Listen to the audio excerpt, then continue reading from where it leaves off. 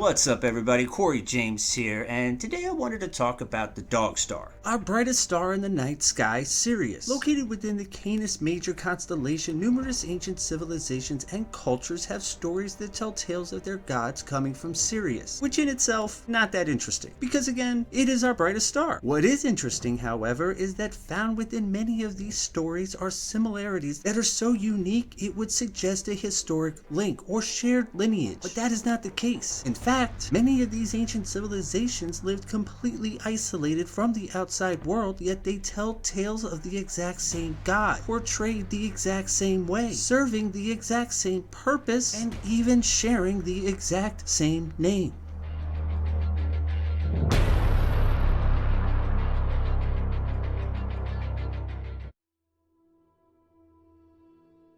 At a distance of 8.6 light years away from Earth, Sirius is one of our closest neighbors, and at about twice the size of our sun, features prominently in the night sky. Accompanied by Sirius is a lesser known small white dwarf called Sirius B, which was discovered in 1862 with the advent of high-powered telescopes. Sirius B, affectionately nicknamed Pup, is impossible to see with the naked eye simply because it is way too small and dim, and Sirius is way too big and bright. In fact, the first picture or visual of this little pup didn't occur until the 1970s. So, how is it that a primitive ancient tribe of indigenous people located in West Africa not only knew of its existence but could accurately detail its orbital path and length, its density and size, its color, and even conveyed the age, understanding it was a dying star in which the Dogon responded it came from the gods?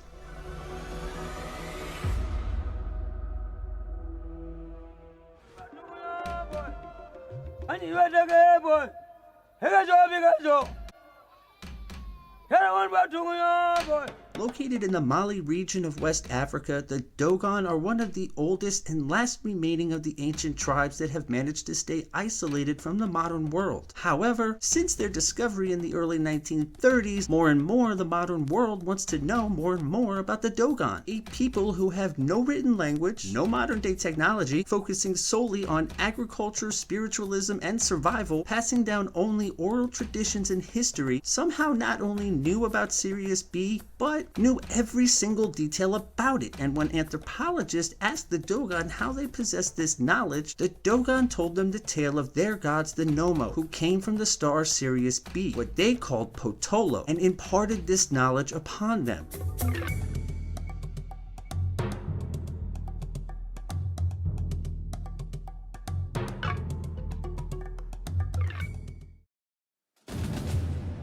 Unable to accept the claim that a being from Sirius B came to Earth and gave this knowledge to the Dogon, scholars formulated an equally fantastic explanation, asserting that the Dogon learned about Sirius B from word of mouth from the outside world and simply incorporated it into their oral history and traditions, then proceeded to lie and claim they knew about it all along, which to many was fucking impossible, man. Come on. Because that would assume that prior to 1930, this previously undiscovered, very isolated people that spoke a language no one had ever heard before at some point encountered an astronomer who doubled as an anthropologist, sparked up a conversation about astronomy that somehow the Dogon understood the concept of, got some directions, and then went on their way, never to speak of this amazing encounter.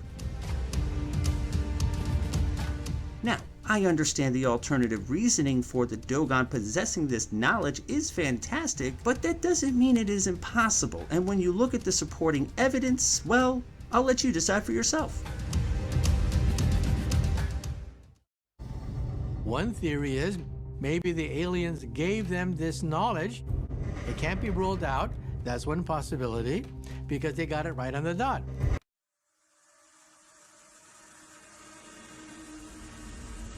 The Nommo are said to be amphibious beings who lived in the water but could walk on land, and came from the star Sirius B. These beings, known as the Nommo, were said to have eyes brighter than the sun, and when they spoke, people in the next village would hear them. Now, the Dogon speak a language entirely unique to the people, yet their name is eerily similar to another god worshipped by the people of ancient Mesopotamia, Dagon, who is first mentioned within cuneiform writings of the Sumerians that date back to 2500 BC, with later descriptions by the Babylonians describing Dagon as the lord of the gods and lord of the land, a warrior god often associated with fertility, wisdom, grain, and was known as the fish god, who came from the heavens and dwelled in the sea. And Dagon sounds a lot like Dagda, a powerful god from Irish mythology who is portrayed as a father figure and a king, often associated with fertility, strength, wisdom, and agriculture, who possessed magic and came from the heavens, or rather a star, the star that Dagda is associated with, and legend claims to be his birthplace, Sirius, whose light can be seen through a rectangular opening on the front of a large circular structure located in County Meath, Ireland, called Newgrange, a passage tune dating back to 3200 BC that is said was the home of the god Dagda.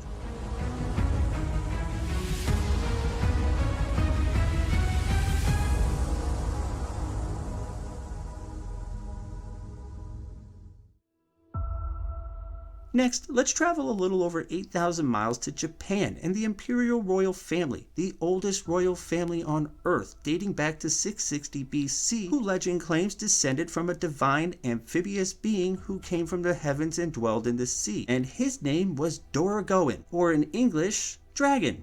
Emperor Jimmu, who was the founder of the Japanese imperial line, was supposedly a descendant of the Dragon King. And the Dragon King lived in an underwater palace that was massive and very prosperous. And through successive marriages, eventually his descendants became rulers of Japan. Now, if having the exact same phonetic connection associated with the exact same mythology of gods between cultures that span thousands of miles and hundreds of years apart isn't enough, discovered buried throughout Japan are nearly 1,800 clay figurines that date back to nearly 8,000 BC. And these clay figurines not only seem to have an uncanny resemblance to the others, but the names of these figurines sound eerily similar as well. They are called the Dogu.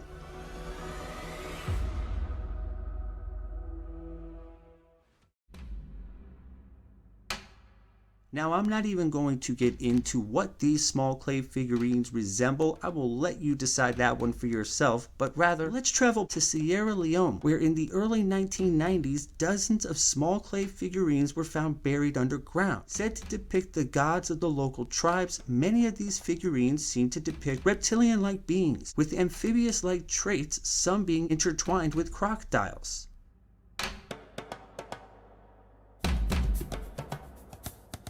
Like the Dogu, these ancient figurines were buried deep underground. However, these figurines were called the Nomoli, a name that is almost identical to the gods of the Dogon, the Nomo. And just like the Nomo, legend claims they came from the sky thousands of years ago, which matches the 150-foot depth in which these figurines were discovered, suggesting a date of nearly 17,000 years old. However, modern scholars and archaeologists put the date closer to 1500 BC.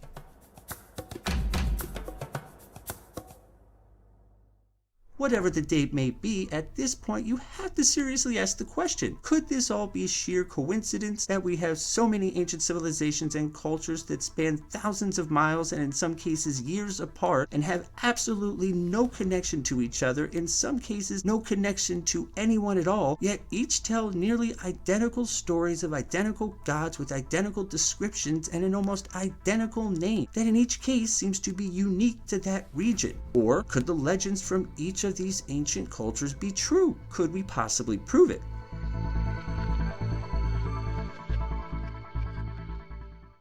Found embedded within some of these Nomoli figurines were small metallic spheres that when examined revealed were chromium, which regardless of the date, 15,000 BC or 1500 BC, makes absolutely no sense because chromium was not isolated until 1797 AD, yet they are embedded within clay figurines found buried under 150 feet of earth. If that isn't strange enough, Also found with the statues was a blue rock called Skystone, which eerily mirrors the story of the Nomoli, who legend says fell from the heavens, taking part of the sky with them. Examined by dozens of mineralogists, geologists, and every other expert that could explain the origins of this mysterious blue rock, since its discovery in 1991, no one has been able to do so, nor have they been able to accurately identify how this rock formed in the first place. Making the rock even more mysterious, it is only found in this tiny section of Sierra Leone, with no other traces ever being found anywhere else in the world. In addition to that, blue rock is a very heavy, dense rock, yet the Skystone is very light, seemingly filled with air.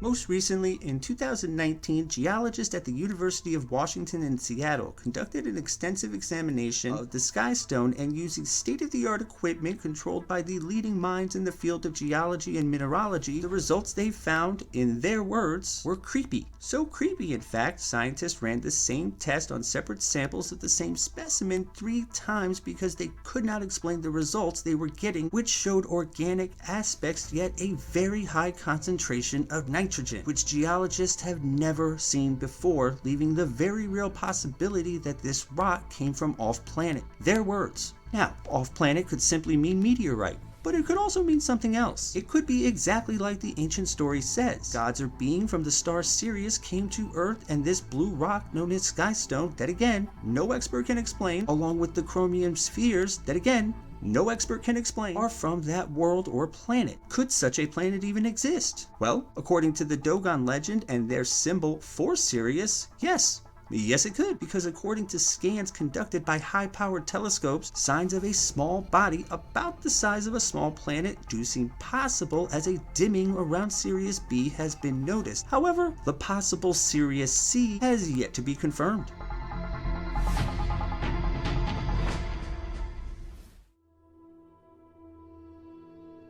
Of course, like everything else with our ancient past, until we have evidence to prove the numerous theories and answer the unknown questions, everything is purely speculation. That being said, in the case of the Dogon people and the evidence that surrounds not only them but the numerous other ancient civilizations that seem to bear their name, I feel like we have more than enough evidence that is actually substantiated by scientific data. But hey, that's just my opinion. What do you think?